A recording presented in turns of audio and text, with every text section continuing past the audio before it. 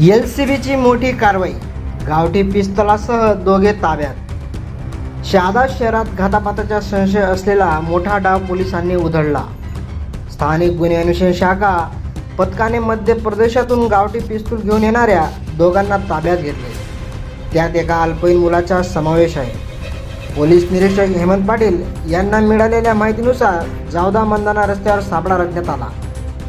संशयित दुचाकी MP10 MW 5182 अडून झाडाझडती घेतली असता गावठी पिस्तूल आढळले. दोघांनाही अटक.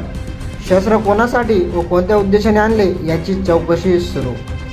ही कारवाई ईदच्या पूर्वसंध्येला झाल्याने परिसरात खळबळ.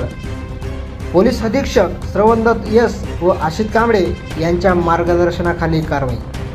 झुंजार क्रांती न्यूजसाठी कृष्णा कोळी, शहादा.